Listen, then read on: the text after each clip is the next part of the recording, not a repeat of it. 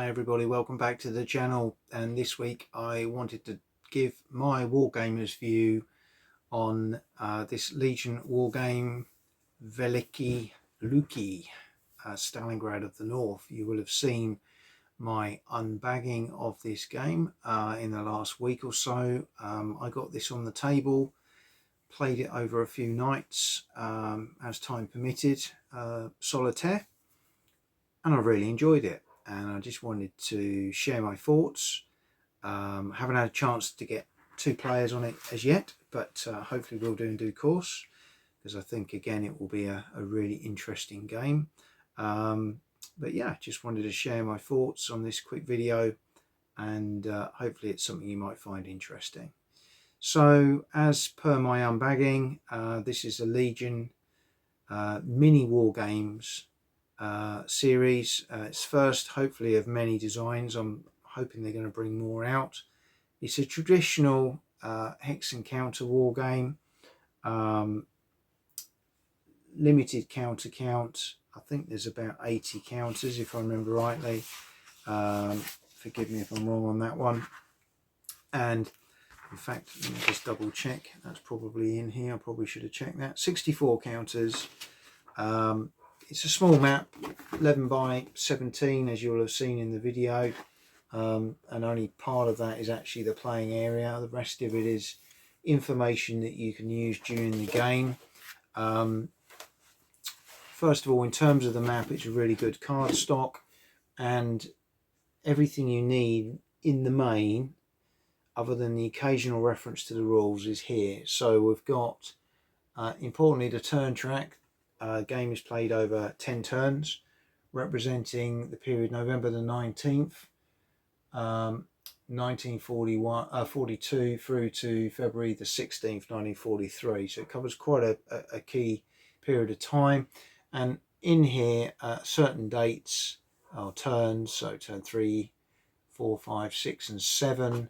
There's the ability for both sides to replenish a small element of losses that maybe they've occurred, and those losses will be accruing in these eliminated units boxes. Combat results table, pretty much all you need. Everything else fairly straightforward. So that's really nice. I like the map. It's simple, straightforward. The counters themselves, functional. You have to look at them quite carefully, particularly in game. I would suggest there's a lot of different unit types going on in the game. That is fortunately on the quick play reference sheet, which has got the terrain effects, but this bit here shows you the unit types. There's lots of different units.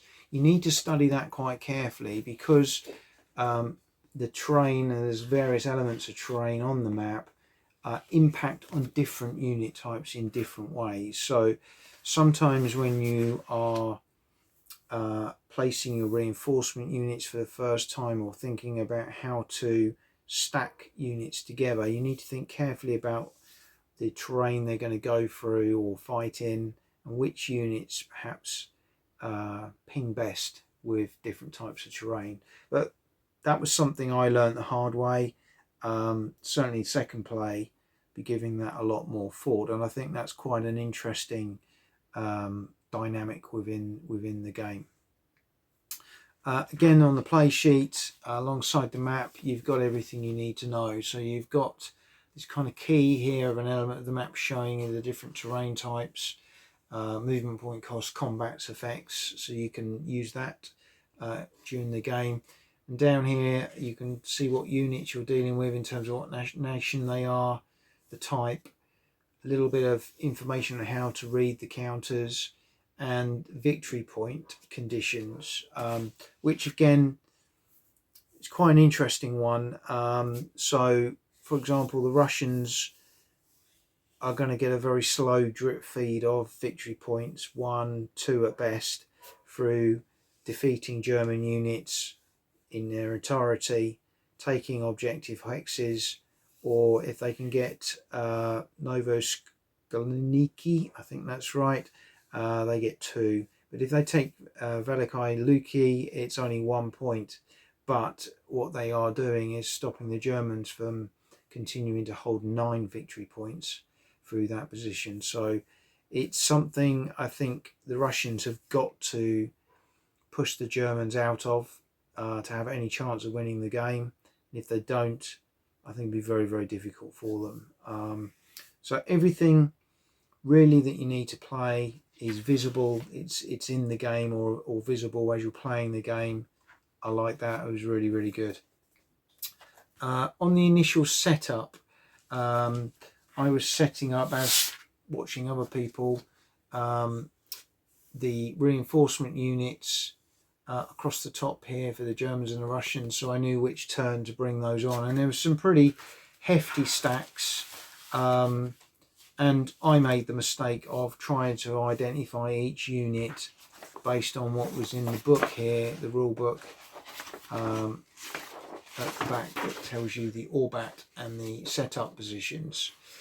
What I didn't realise until later on is that each of the counters for reinforcements actually has the turn number printed on the counter, so I could have set up a lot quicker, a lot easier, and that would have got me into the game a lot faster. So that was my own mistake. I like the fact that Legion have done that. I think that should mean a very quick setup time to get playing with the game, which again is all good. This game for me has so many aspects to it that I like. It's low footprint, it's small, transportable. I think it's one you could take on holiday and play solo, sitting out on your veranda with a nice cold beer. Likewise, you could sit in a board game cafe and get this out, no problem, or play it in your hotel room if you're away on business. But likewise, it's a game you could play with a fellow player across an afternoon or an evening at your local club, or you can play it solitaire. So it kind of ticks lots of boxes, and therefore I hope Legion are going to produce more of these, because they're very good. As I say, it is a traditional hex and counter game. In the rules, you get a nice little bit of history to give you a flavour. You know, your sequence of play is only 3 elements, so you've got replacements, which is very much these aspects that we've talked about here, which only apply at certain turns. So a lot of the time you'll skip over that, and then you've literally got movement reinforcement, which will come together, and combat. That's it. One player goes, then the next player goes, and so forth through the 10 turns. Very, very straightforward. Movement, as I say, you need to study your counters carefully and the terrain effects chart. Terrain plays a really big part in this game. So as a Russian player, you've got to think very carefully about the routes that you are going to take to get to certain areas of the map, whether you're going to use the railroads and the roads, or whether you're going to have to cross over terrain.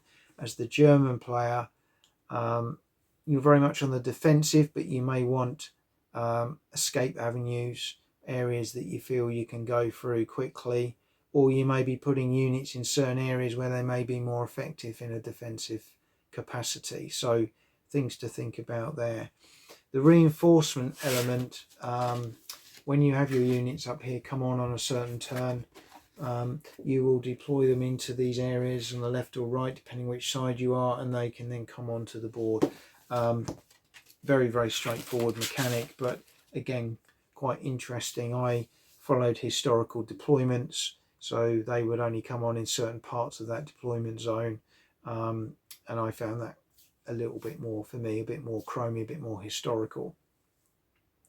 Combat, very simple mechanism. You've got the typical strength points of your stacks. As the attacker, any supporting units in that zone of control that are fighting can be included in that. There's 1 defense, 1 attack. There's not multiple attacks of the same unit. It will all be calculated into 1 calculation, which is good. Terrain effects come into play, particularly at Velikiye Luki, where the German player has in effect 3 column shifts from the off, 2 for the fortifications and 1 for the town itself. Means the Russian player has got to amass lots of strength points and outnumber the German player by a significant sum to be able to compensate for those reductions in shifts. Once they can do that and start to surround that area, then they can start to whittle that down. And in my game, the German player held on to that until about turn 7, when they only had one route left open, which caused them casualties in retreat as well. So using the enemy zones of control, negated zones of control rules are very important in this game, because you can, by closing off zones of control areas, you can cause retreating troops to take more losses. Likewise, if you can keep a friendly unit sort of bouncing into that zone of control, you can retreat through that without issue. So again, supports are very, very important, and some units can only fight in a support capacity as well. So some interesting elements there. As you fight different combats, you start to realize that there's different ways of approaching cracking certain nuts, and as the German player, the terrain plays a significant part. Again, there were elements of the map as the German player, particularly some of these hilled areas, which became quite interesting strong points that took the Russians quite a long while to crack. In some cases, they didn't crack it at all. At the end of the game, the German player won, had about double the victory points, even though it had lost the main town. But I think as a Russian player, the mistake I made was early on committing to combats where the chances of success were quite small. If I'd have waited, I could have reduced my casualty count and therefore reduced the victory points that I passed over to the German side. Other than that, supply is the only other element really that comes into the game, and that's ensuring you don't get surrounded or have supplies cut by the enemy.